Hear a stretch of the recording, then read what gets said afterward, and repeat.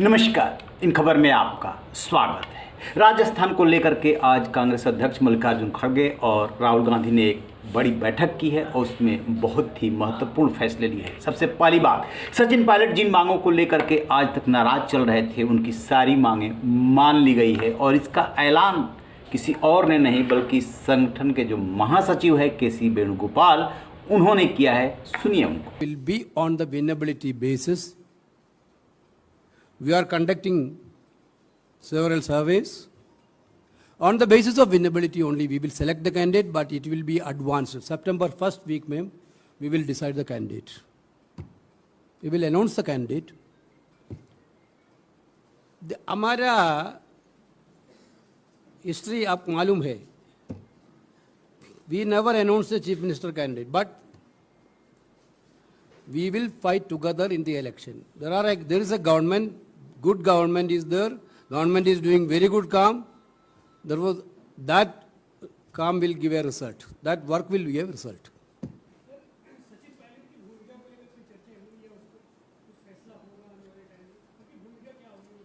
That is a general thing, not only Sachin's thing. Sachin raised some of the things, but it is a general apprehension of the people of Rajasthan. We have taken two decisions, major decisions yesterday. I think you are very good. UPSC nomination के लिए, RPSC nomination के लिए, Rajasthan public service commission nomination board nomination के लिए, we are going to fix a good criteria. New legislation is coming for that. Yesterday, Chief Minister tweeted हो गया. Then question paper leakage was a big issue. Not only Rajasthan, everywhere it is happening, question paper leakage. But we have to control it. There were big punishment. Those who are guilty on this question paper leakage, there will be a big punishment. That new legislation is also going to come in the next session of the Rajasthan. Generally there is an issue. जैसा कि आपने सुना, वो साफ साफ बता रहे हैं कि जो भी राजस्थान पब्लिक सर्विस कमीशन के जो नियम है, जो सिस्टम अभी तक चला आ रहा है, उसमें आमूलचूल परिवर्तन किया जाएगा।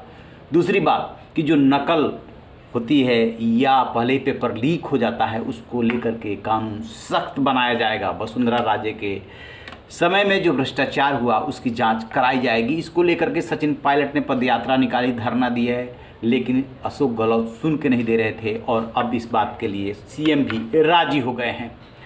जहाँ तक बात है कि चुनाव कैसे लड़े, और अभी तक की जो परंपरा है कि एक बार कांग्रेस एक बार बीजेपी, उस परंपरा को तोड़ने के लिए ये तय किया गया है कि कोई सीएम फेस डिक्लेयर नहीं किया जाएगा। अब इसके मायने समझिए। फरवरी मार्च 2022 में पंजाब में चुनाव हुआ। उस समय चरणजीत सिंह चन्नी वहाँ के मुख्यमंत्री थे।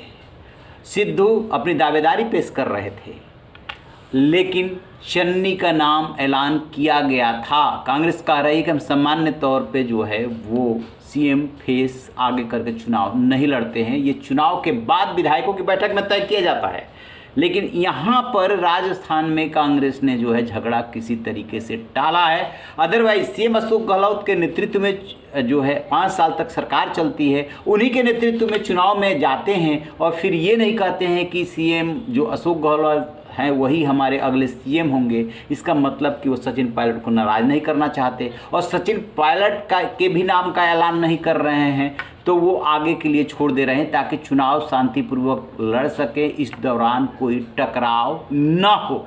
लेकिन एक संदेश तो अशोक गहलोत के लिए साफ है कि पिछला चुनाव यानी 2018 का चुनाव सचिन पायलट के नेतृत्व में हुआ था। वो वहाँ के प्रदेश अध्यक्ष थे, तब बीजेपी का शासन था, लाठी डंडे खाए थे, सत्ता में आए थे, लेकिन जब सत्ता की मलाई चाटने की बारी आई तो केंद्र में बैठे अशोक गहलोत, जो कि जादूगर कहे जाते हैं, उन्होंने बाजी मार ली थी, जिसका कि मलाल अभी तक सचिन पायलट के चेहरे पे देखा जा सकता है।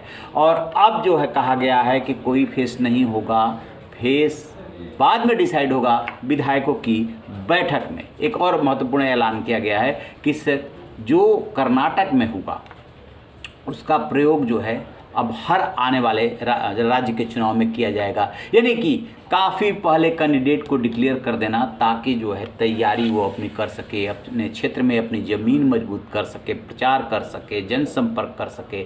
सितंबर तक राजस्थान के जो कैंडिडेट हैं उनको डिक्लेयर कर दिया जाएगा, ये कांग्रेस ने ऐलान कर दिया है। तो आज की बैठक का संदेश साफ है। बैठक में एक दिलचस्प नज़ारा पेश आया कि चूंकि अशोक गहलोत को चोट लगी है इसलिए वो आ नहीं पाए थे, वीडियो कॉन्फ्रेंसिंग के जरिए जुड़े थे। राहुल गांधी ने उनके बारे में पूछा, तब बताया गया कि वो तो ऑनलाइन है वीडियो कॉन्फ्रेंसिंग के जरिए। उस दौरान एक बार जो है जब राहुल गांधी ने पूछा तो सब लोग चुप रहे, दोबारा जब उन्होंने पूछा तब बताया गया, और इस दौरान जब बताया गया तो राहुल हंसे, सचिन पायलट बहुत दिनों बाद हंसते हुए दिखाई दिए। यानी कि राहुल गांधी कैफियत पूछ रहे थे, सचिन पायलट को अच्छा लग रहा था कि उनकी मांगें मान ली गई है।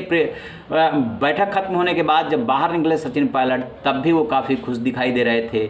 आप देखते हैं कि ये जो एकाकी कोशिश हुई है चुनाव के ऐन मौके पर, ये कब तक चलती है, क्योंकि अभी गहलोत की मजबूरी है, चुनाव एक साथ लड़ेंगे, मिलजुल करके लड़ेंगे तो सफलता अच्छी मिलेगी। सत्ता में आएंगे या नहीं आएंगे ये तो भविष्य बताएगा, लेकिन वहाँ जयपुर पहुँचने के बाद क्या दोनों एक ही सुर में बोलते हैं, ये खींचतान खत्म हो जाती है, इस पर हमारी नज़र रहेगी। रहिए बेखबर, देखते रहिए इन खबर। Thank you.